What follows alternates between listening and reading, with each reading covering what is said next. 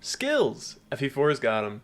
While it doesn't beat later games in terms of quantity, it does stand out in terms of the quality of these skills. Some of them are pretty strong. But numerically, to what degree are they strong? And relative to each other? It's tier list time. Okay, this isn't just an opinionated I feel this way, I feel that way listing. I've got empirical data to show and make my cases. And this empirical data is otherwise known as math. So, some caveats before we begin. I'm comparing skills in the context of how much they would improve any given character's performance, not how they appear in the game. Wrath isn't bad because it's stuck on Tilchu. I'm also only looking at Gen 1's numbers for now. They're less variable, so it's simpler to do. I'm also mainly looking at overall numbers instead of little details. Like, oh no, crit doesn't stack with effective weapon damage, or you can't proc Luna on Astra attacks. Those niches are so very minor, and they don't really have a massive impact on anything. Skills are also being judged alone as well. No synergy here. Synergy does matter when in application, but we're looking at skills on their own merits.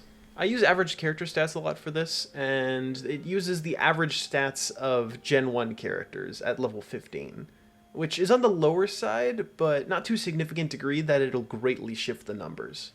Also, for strength and magic averages, I only used characters that use said stats. Speaking of strength and magic, for the most part the numbers I used were only strength and defense rather than magic and res. It's more common on both the player and enemies, and for the most part including magic doesn't significantly change the numbers. I have the numbers for magic included at the end anyways, so you can see them there. Finally, I realized in retrospective that I treated the sword skills as not that, probably because there isn't really a good reason for them to be sword and foot locked. It shouldn't matter too much, but it is something to remember. And that's the last caveat, so now we begin. Starting with the biggest and best, we have Pursuit. When Pursuit activates, it doubles your damage, a 100% boost. We can then multiply this by the percentage of enemies that the given character outspeeds in order to determine expected overall damage. If they outspeed 50% of enemies, then the effective damage boost is 50%. Averaging out enemies across the whole game does Pursuit a bit of a disservice. Every other skill increases in power as your stats increase, but Pursuit is relative, and as such, above average ASs can give you a solid doubling percent throughout the whole game. Looking at it on a chapter by chapter basis is more accurate to its actual quality. Here's a chart for each chapter showing the average character speed, and the percentage of enemies they would double with a standard version of each weapon type. This is by extension the average damage boost they get. Even axe users get on average more than a 50% damage boost from Pursuit.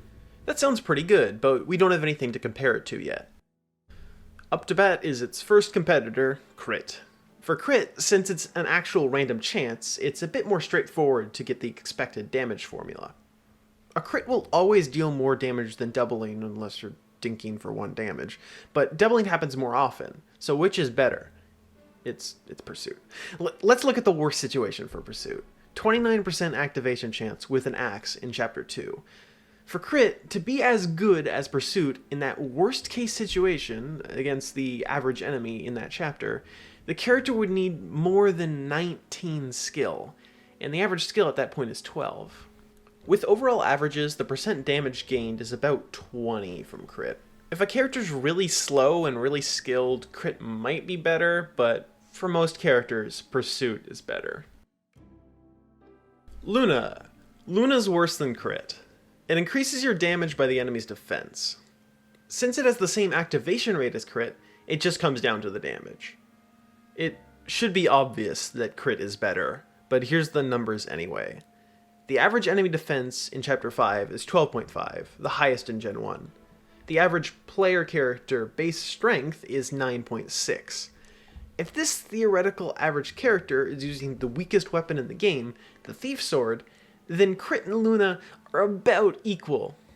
Notably, what this means is that Luna is only better when your character would otherwise dink for 1 damage, which in that case, why are you attacking? If any skill's gonna match up to Pursuit, it'll be Astra, right? 5 attacks sure is a lot of attacks. We can quite easily relate skill to the percentage of enemies doubled in order to figure out which is better. For the average skill of 13.5, a character would require a 54% doubling chance for Astra and Pursuit to be equal, which is very close to the average with axes throughout the game. It takes 25 skill for the average damage bonus to equal 100%. So, not better, but competitive. The same damage effect as Pursuit, but a lower activation rate. It does have a slight advantage in that the extra attack goes first, but that doesn't make up for it. Moving down the ladder, we can compare it to Astra, in which we get another relationship, this time between skill and AS. At the average skill of 14, the character would need 36 AS for Astra to be equal, which is quite high. So Astra blows it out of the water, right? Well, this is where we need to get into a bias with calculating expected damage like this, a concept I've labeled wasting damage. Basically, for these expected damage values to be truly accurate, you'd need one big enemy with all the health in the game. Instead, we have a bunch of enemies with more reasonable health pools. This causes bias because when a skill overkills an enemy, all that damage it would have dealt is calculated, even though it wasn't needed. If an enemy requires 2 hits to kill, both Adept and Astra would be able to do the job, but Astra is credited for more damage in the same situation. As such, powerful skills with low activation rates, like Astra, don't do as well in the field as the numbers would suggest. It takes the average character about 3 hits to kill the average enemy. If we change the amount of hits in the calculations to 2 for Astra, we can thus get a more accurate estimate of its damage. With that taken into account, Adept only needs 8 AS to outperform 14 skill Astra. Much more reasonable, since the expected speed at that point before weapon rate reduction is 15.5. So Astra still does better for lances and axes, while Adept does better for swords, and they perform similarly with bows. Swords are by far the most common weapon type though, so Adept takes it here. They're very close though, and higher skill characters will fare better with Astra. Wrath is to crit what Pursuit is to Adept, a more consistent version of the same effect. Creating an activation rate for Wrath is a little less easily argued though. If we treat HP like a random variable, with each value for HP being equally likely, then we can say it activates 50% of the time. This isn't exactly accurate. Full health is far more common, for example, both because it's the starting point and health is manipulatable. Thus, the player can make full health characters more common. However, for characters with Wrath, the player can manipulate things in the other direction as well, making low health characters common. The 50% then can also be seen as a sort of rough risk estimate, since being at low health is undesirable in most other situations. If we accept this 50%, then we can go on to estimate the damage, that being a 50% boost to attack. For the average character with a steel weapon, that'd be about a 74% boost to damage per attack, which is pretty good. That definitely rivals Pursuit. For any given attack and enemy defense, we can then find a Pursuit percent needed to equal it. Here's the Pursuit percents needed for the physical weapons among the chapters. And here's the difference from the expected Pursuit percent for each chapter and weapon. So Pursuit is better for swords and bows most of the time, Wrath is better for axes, and for lances it's pretty close. Swords and bows are much more common, and so Pursuit wins, as expected. But Wrath is very close, and I mean actually close, not like Astra where the math is significantly biased towards it. Ugh. So, there's a lot to charge. It's effectively a doubling effect in the same vein as Pursuit and Adept. Its activation rate when at full health is pretty similar to Adept, for the average character against the average enemy being around 34%, compared to Adept's 32%. And it can activate more than once. So that all seems pretty good. Then we have to factor in the variability of the activation rate, in the fact that it effectively decreases your defense by giving the enemy more attacks, and here's the actual expected damage increase for the average combatant, and this is the average amount of extra damage they take. But that's just when they're at full health. Even if that was the across-the-board values, I think it would go near the bottom. That durability loss is pretty bad. If we treat health like a random variable again, then this is the total damage gained and defense lost. Notably, now that there's no advantage to being at low health, the numbers will be higher than this, but as I said, things don't look good. If the player only ever uses charge units when they can proc charge, the numbers look more like this. Still pretty bad. The only damage that it beats out is Luna, and not by enough to justify that defense loss. With the exception of for ranged characters, though. Archers and tome users can consistently attack from range, gaining the bonus damage of charge without any immediate downsides. In this situation, with HP as a random number, the average character's attack gained from charge looks like this. And as I said, that's lower than the actual, since you're probably not going to be attacking at low HP. If you only attack at higher than 50% HP, then the damage looks like this. So, not too bad. Range units still experience the defense lost from charge though. Whenever they can be hit, they take the same penalty that the melee weapons take. But these points can be minimized and are detached from when charge gains a bonus. It's very hard to justify it being above crit's more consistent and less risky bonus, but Luna is so low that I think charge is a little more valuable than it. Charm is part offense, part defense, so let's do it between the two categories. With Charm, we have to start taking into account hit, which I've been ignoring up to this point because when comparing the other skills to each other, it doesn't really matter. However, hit has an important effect on expected damage. For example, if a character deals 20 damage and has a 75% chance to hit, the actual expected damage would be 15. So we can look at hit and avoid bonuses in a similar way to how we've been looking at skill activation bonuses. It's not as simple as a 10% bonus though for Charm. In that example, going up to 85 hit would mean the average damage boosts to 17, which is 10% of 20, but 13% of 15, which is the value we actually want. So, averaging out the bonus gain from a 10% accuracy boost against every enemy type in Gen 1 from the average player hit with an 80 hit weapon of 107, we get a damage boost of a little under 2%. That's nothing. This doesn't take into account things such as terrain bonuses and enemy leadership stars that may increase avoid, but it's still not ideal. With a 70 hit weapon, it only jumps up to a bit over 3%.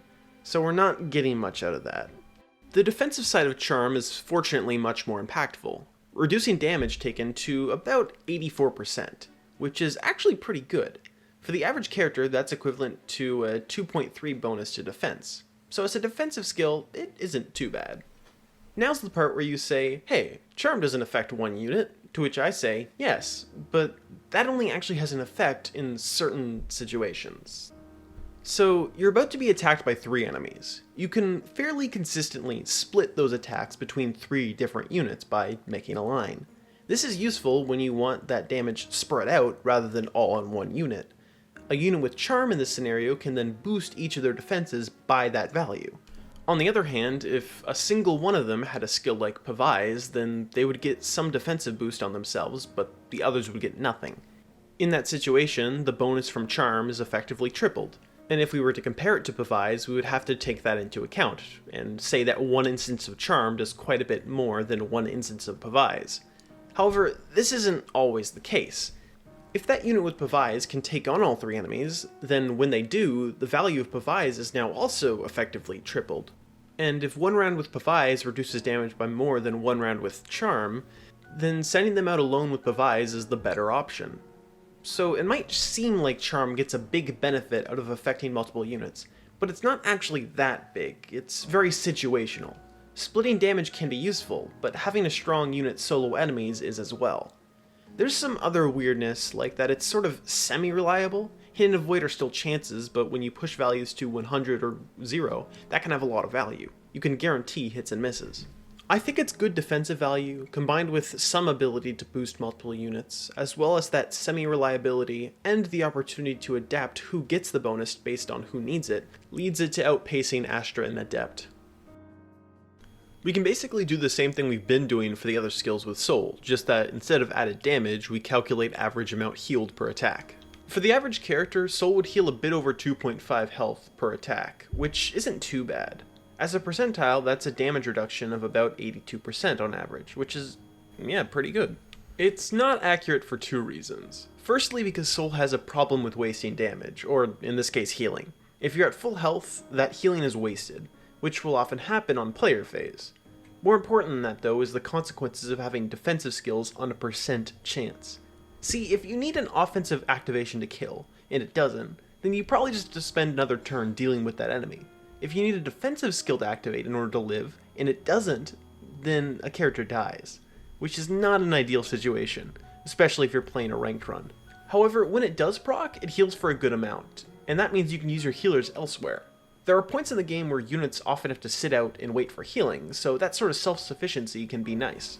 Because of that, I think it beats out the small amount of damage boost that Luna provides, but considering the numbers are fairly low to start, and that's before taking into account all the downsides Soul has, I don't think it beats something like Crit. While not the personal skill of any character in the game, it theoretically could be, so I'm ranking it. Healing on average 7.5 HP isn't a massive amount, and can suffer from some similar wasting healing problems as Soul, where when at full health it does nothing. But that misses out on the most important aspect of it. It's reliable. You can count on at least 5 healing at the start of every turn, which could allow a unit to fight more.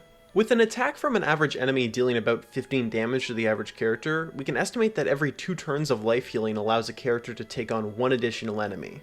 Further estimates would require the average number of attacks a character makes per turn, which would require things like how many turns on average a player takes to beat a chapter, and how many characters they're using. I landed on an estimate of about 2 rounds of combat per turn, which would leave life at 3.7 HP per attack. If that's accurate, the raw numbers would put it somewhere between Crit and Adept. I think over the course of the game, that healing provides such a reliable amount of bulk that it pushes above the random chance damage skills. Pavise also isn't a personal skill, but I wanted to look into it because there's math involved. With our average level of 15, that means Pavise would mean a character would take 85% of the damage they would take otherwise. This is actually ever so slightly lower than a single unit on average gets from the defensive part of Charm.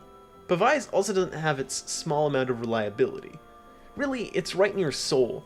Though its numbers are a little bit lower, Pavise doesn't have Soul's wasting damage problem, so I put it just above it. Like with Wrath, we can use HP as a random variable for Miracle to find an expected amount of avoid gained. For the average HP of 40, this sums up to 13.75 average avoid at any given time, which is alright just as a base. We already figured out that Charms plus 10 was okay, and this reduces damage taken to about 78. With those numbers and no other factors, it would sit near Crit, probably a bit above it. However, I think Miracle is much better than that. It mainly comes down to reliability as usual. You can figure out beforehand whether Miracle will play an effect. And while there still is some randomness when you don't get enemy hits quite down to 0, it does have a significant effect. More than that though, because of its reliability, the value of Miracle is not simply in the defense it provides, but in the extra offense that allows. If you know Miracle will proc, you can set that unit to fight a lot more enemies than they could otherwise, massively increasing their damage. How much more damage depends on the situation, but it has a lot more reliable potential that makes it more like Pursuit and Wrath than the chance skills. And as such, I think it belongs up there with them. A step below because its situations aren't as common, but still highly effective. 6. There are 6 instances in Gen 1 in which Nihil does anything. Ira's Astra and Jamka's Killer Bow in Chapter 1, Zane with his Horse Slayer in Chapter 2, Eldigan with Mistleton in Chapter 3, the 5th arena enemy in Chapter 5 who either has a Horse Slayer or a Killer Bow, and the Horse Slayer Thracian Draco Knights in Chapter 5. Keep in mind that 3 of those are only relevant to horseback units. That's not a lot of use cases. Flyers do get the advantage of ignoring their weakness to bows, which is pretty nice. About 16% of the enemies use bows or are ballistas, which is a significant percent of damage to negate throughout the game. But for everyone else, it's basically nothing. 3 enemies total for foot units, 18 for mounted units. Nihil's the worst skill in the game, and it's not worth talking about. It may seem a little weird, but Vantage is a defensive skill. The value that could come from attacking before an enemy is that if you kill them, you negate the damage that they would have dealt otherwise, basically becoming a 100% damage negation. Situations where you kill an enemy in one attack though are pretty rare, and setting up that sort of situation would require you to attack the enemies and get into combat in the first place, so creating that sort of situation isn't exactly easy or common. The best case for Vantage would be to maximize the chance to kill an enemy in one attack. And for that, the best option is successive attacks, like those from the hero weapon.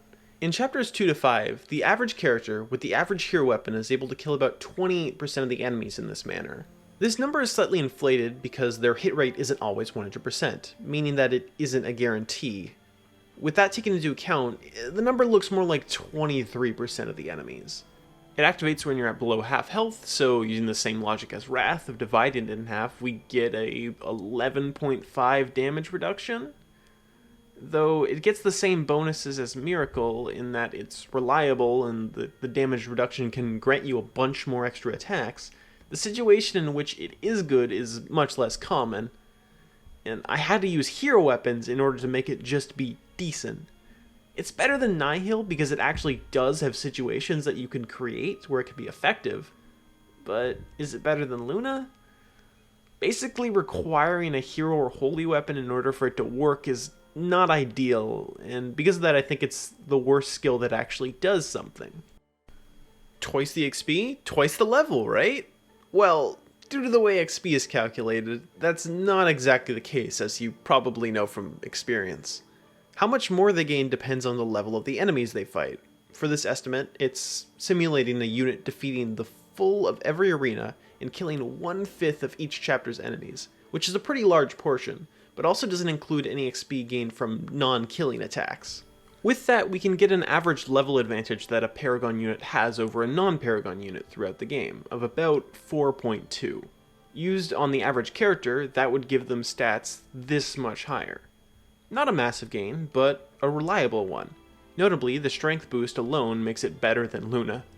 While some stats like skill and luck aren't as valuable as strength and defense, it's all nice to have. On top of that, the Paragon unit will reach level 20 sooner, and thus get their promotion sooner. The non-Paragon unit in this situation is still around level 14. That's a lot of extra time to benefit from all the boons of a promotion. As such, I think it fairly easily surpasses the chance combat skills, and Miracle in Life, which I've had to argue are better than their numbers suggest. But while the stat boosts are nice, they're not equivalent to the massive damage boosts provided by Pursuit and Wrath. Man, I hate economics. Okay, so every character has two forms of wealth. I'll call them liquid and solid. Liquid is gold and it can be spent on anything, and it's of more monetary value, but it has no innate effects. Solid wealth is items. They can actually be used, but are exactly half the monetary value. 1 gold of solid items is worth 2 gold of liquid items. Turning liquid wealth into solid wealth means effectively losing half the actual value. This dynamic, along with the gold cap, means that there's a balance you generally want to keep between your solid and liquid. Bargain, for the most part, removes this dynamic, meaning that your solid and liquid wealth is one in the same. You can store wealth in items and cash it out later at no monetary loss. Thus, since liquid funds have no innate value and have no cap, it's generally better to just have no liquid funds. This leaves money loss at a simply item repair, which is also halved. So how do we turn this into stats? Well, on a basic level, with 20,000 gold, a bargain character can purchase 2 rings, while a non-bargain character can only purchase 1, for an effective increase of +5? But of course, as I described, there's more to it than that. The bargain character can then trade these rings out for any other rings or items, while the other has sunk a cost into their single ring. You can also buy Paragon for free every arena, which gives you about a 1 average level boost over characters that don't buy it at all. So, many little benefits that can be spun in different directions. One weird thing about Bargain is that it doesn't add anything to the game. It just lets you use the resources in the game on specific characters more easily. It's kind of selfish in that way. It also is good on characters that never touch combat. Well, that isn't always the case for Paragon units. Would Adine be more effective with Paragon? Probably not that much. With Bargain? Potentially. It's unfortunately not the mathematic ending I wanted, but it feels right next to Paragon. I believe it goes above because it allows you to build more easily around a unit's weaknesses without much sacrifice. So that's how I rate the skills. Some of the specifics, particularly when it comes to hard to enumerate skills, are very debatable, but I think the overall structure is mostly accurate.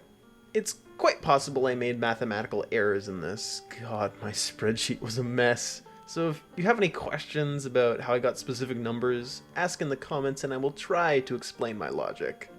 Oh, and here's a chart comparing values overall for the skills where that makes sense. I don't really have a conclusion for this video.